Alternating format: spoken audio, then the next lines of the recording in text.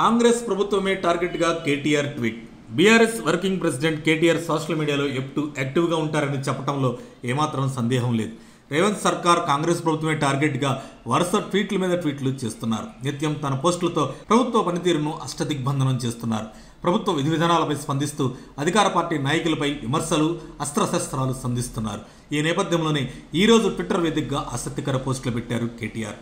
ఇందులో సింకశాల returning wall నిర్మాణం కూలిపోయిన వీడియోను పోస్ట్ చేస్తూ ఈ దుర్ఘటన జరిగి 10 రోజులకు పైగా అయ్యిందని, agency Mega Engineering and Infrastructure లిమిటెడ్స్పై ఎందుకు చర్యలు తీసుకోలేదని ప్రశ్నించారు. అంతేకాకుండా రాహుల్ గాంధీ గారు, మీ రేవంత్ సర్కార్ కాంగ్రెస్ ప్రభుత్వం ఏజెన్సీ పట్ల ఎందుకు మెదగ్గా వ్యవహరిస్తుందని, దీనికి మీ దగ్గర ఏమైనా సమాధానాలు ఉన్నాయా అని ట్వీట్ చేశారు. ఇదిలా ఉండగా ఇంతలోనే ఇంకొక ట్వీట్ చేశారు. మా బీఆర్ఎస్ ప్రభుత్వంలో అద్భుతంగా ఉన్న వ్యవసాయ రంగం కాంగ్రెస్ ప్రభుత్వంలో కుదేలైందని చెబుతూ మరొక ట్వీట్ చేశారు. ఈ సందర్భంగా కేసీఆర్ హయాంలో రికార్డులు బద్దలుకొట్టిన రైతన్నలు రేవంత్ సర్కార్ అధికారం చేపట్టిన దగ్గర నుంచి రైతన్నలు తీవ్రంగా దెబ్బతినడం గమనించదగ్గ విషయమని అన్నారు. సాగునీటిపై అనిశ్చితి, విత్తనాలు, ఎరువులు అందుబాటులో లేకపోవడం, కాంగ్రెస్ హయాంలో రైతు భరోసాకు పెట్టుబడికి మద్దతు లభించకపోవడం తెలంగాణ రైతులపై తీవ్రంగా ప్రభావితం చేశాయని అన్నారు.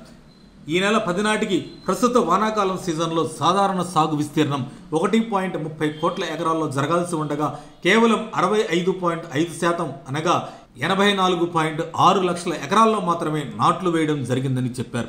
గత 5 ఏళ్లలో ఈ సీజన్లో తెలంగాణ రాష్ట్ర వ్యాప్తంగా అత్యల్పంగా విత్తన విస్తీర్ణం ఇదే కావచ్చని వ్యవసాయ నిపుణులు అంటున్నారు. దీని ఫలితంగా పంటల ఉత్పత్తి గణనీయంగా ఈ ఏడు తగ్గిపోతుందని వ్యవసాయ శాస్త్రవేత్తలు భయపడుతున్నారని కేటీఆర్ ఆందోళన వ్యక్తం చేశారు. బీఆర్ఎస్ ప్రభుత్వ పరిపాలనలో తెలంగాణ రాష్ట్రం సాధించిన స్థిరమైన అభివృద్ధిని కూడా కాంగ్రెస్ నాయకత్వాన నడుస్తున్న రేవంత్ సర్కార్ చేయలేకపోతుందని, ఇది స్పష్టంగా రుజువు చేస్తుందని ట్విట్టర్లో రాసుకొచ్చారు కేటీఆర్. దీనిపై రేవంత్ సర్కార్ స్పందన ఎలా ఉంటుందో వేచి చూడాల్సిందే.